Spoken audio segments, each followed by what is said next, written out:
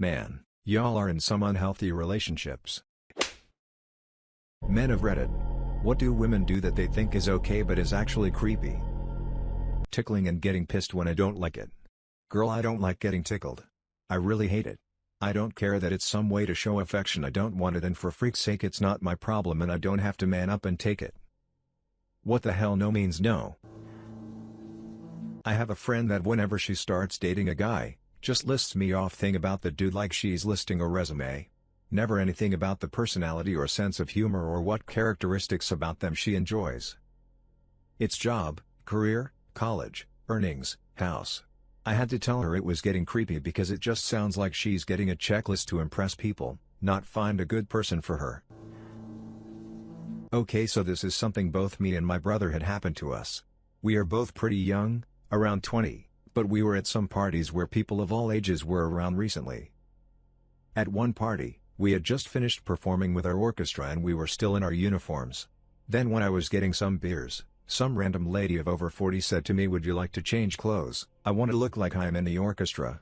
So naturally, I'm like, well, I'd rather not, but she was like, "Oh please." And she kept on trying to talk to me. On another party, some lady, also of over 40, who was really seeking attention, started to hold my brother by the waist. My brother told me he was really weirded out by her. She tried to do this multiple times, even after I lured my brother away by pretending I needed to say something to him. I don't really know if this is something a lot of middle-aged ladies do, but them acting like that really weirded me out, and they seem to do this as if it was the most normal thing in the world.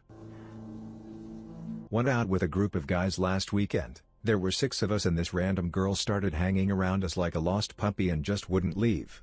She was attractive, but so obviously desperate for attention that none of our group of guys really cared to give her any. This girl was just looking at everyone, batting her eyes and trying to hug everyone, but the guys were just pawning her off on each other.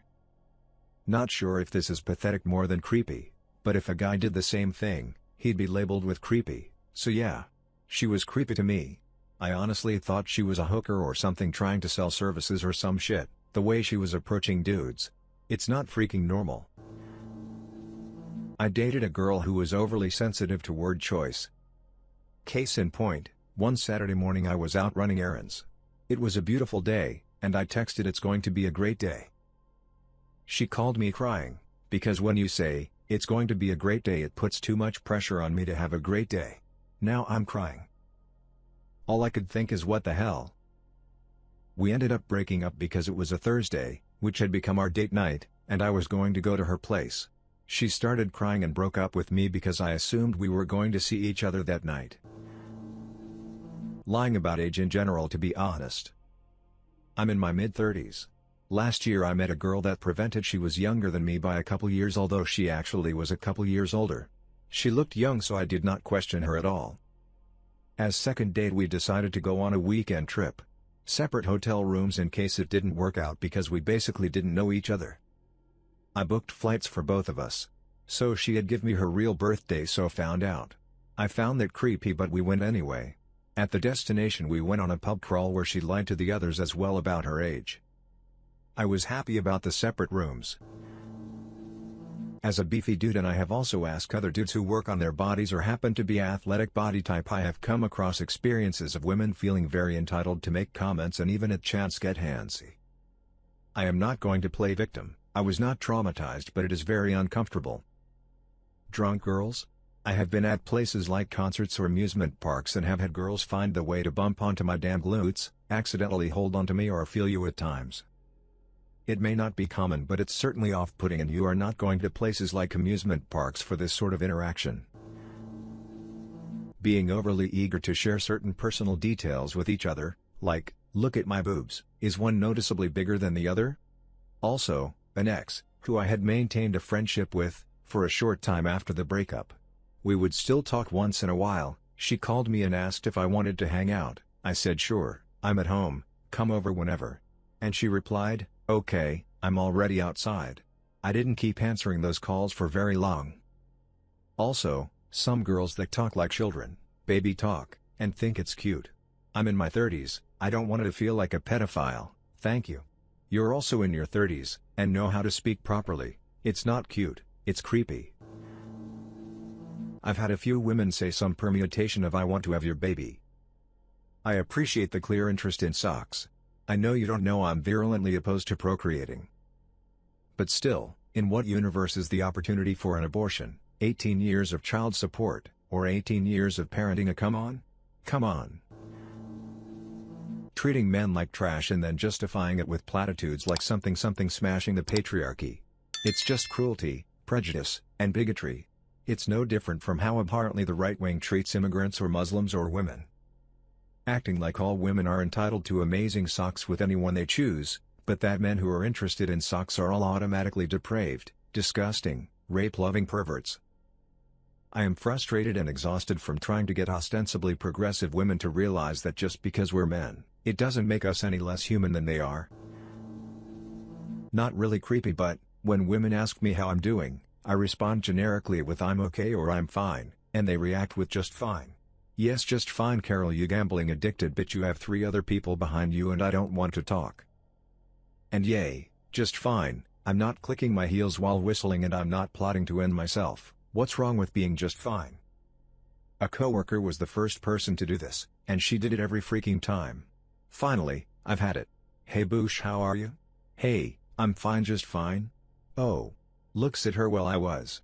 Holds stare for another beat and walks away. Last freaking time she did that, I'm surprised that worked. A gay friend is not your best friend for only being gay. He's not automatically girly because of that. Treat him like a regular human, not a little sister of best friend. Men are not always thinking about socks, we're just touch-starved, but that doesn't mean you can put your hand on our leg and move it to our crotch. Don't do that. What's wrong with you? Don't tell a guy to be a man and brush it off. Let us feel our feelings, goddammit. We are not machines. We can wear pink, purple and other fancy colors and not be gay. We like feeling pretty too sometimes. We are not mechanical geniuses just for being guys, and gardening is not girly at all. We are not made for only 3 things. Please don't hit us. I don't care if you're the opposite socks, you are assaulting me and I'm socially not allowed to protect myself. Had a girl kick me in the back of my leg while I tried to walk away from her, because she was drunk and hitting me outside a bar. No one cared about that, they cared that I shoved her away from me trying to protect myself. Went out with a girl once, for a couple of weeks, and all the creepy alarm bells went off. The most creepiest was she full-on stalked where the new girlfriend worked and called her up. Apparently, she had called multiple times during the day to tell the new girlfriend to back off. She also called me to tell me the new girlfriend was bad news. Turns out, the new girlfriend was even more crazy. She would deliberately not tell me things, completely, or in full, because I hadn't asked her the right question. Freaking relationship went toxic very quickly. Women and men, don't freaking play mind games. Just be honest and upfront. It's fucked. The whole thing is freaked. Don't do it.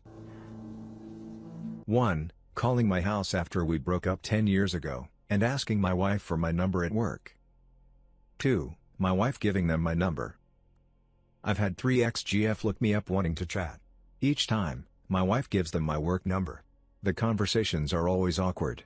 So I call my wife afterwards to beg her to stop giving my number out. Coworkers could hear my wife laughing hysterically because she made them all listen to me try to get off the phone with crazy ex-GFs wanting to tell me their life regrets. No privacy. They tell their friends and in some cases family literally everything about you. This includes sexual performance, dick size, fears, hopes, dreams, quirks, positive and negative. It's like they have no concept of confidentiality or boundaries. I am telling you something about myself. I didn't really think you were going to spread that information to all of your friends and your freaking mother.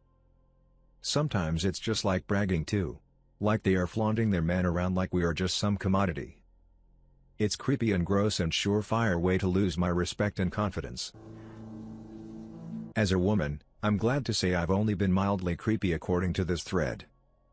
Stayed friends with my ex's mother for a while after we split.